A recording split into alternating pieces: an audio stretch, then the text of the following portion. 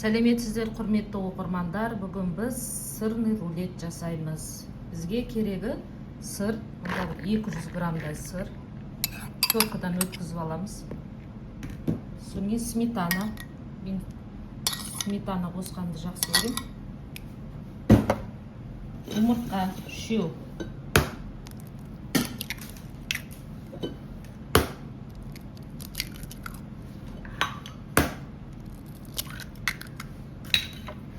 Араластырамыз бәрін жақсылап.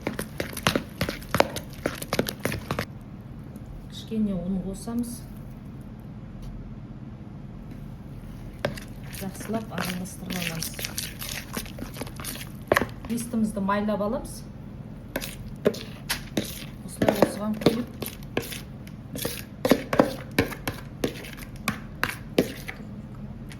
Тегістеп бір қалыпты.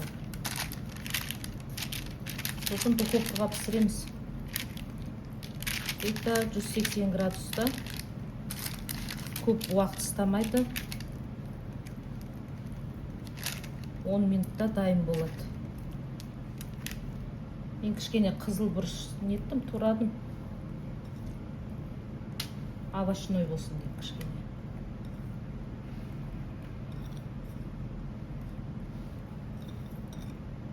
Қызып тұрған духовкамызға саламыз.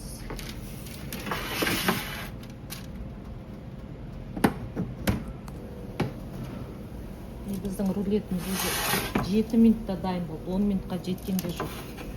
Бұл пешке байланысты. Петрушка мен сырды араластырып, ортасына жағамыз қазір. Сосын ораймыз оны. Көріп, ақырындап қағаздың алмаса резко қатты жұлып алуға да болмайды. Жаңа дайындап қойған сырымызбен араласқан петрушканы өстіп әдемілеп тегістеп жағып шығамыз. Қатырып аламыз, морозилникке салып. 1 сағатқа морозилникке қоямыз. Ал құрметті оқырмандар, міне сырный рулетіміз дайын болды. Холодильникте 1 сағат тұрды. Көрдіңіздер оны? Әдемі болып шықты.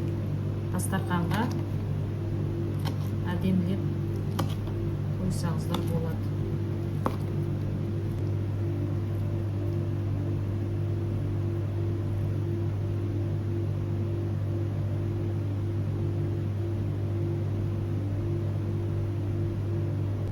Міне осындай рулет шықты.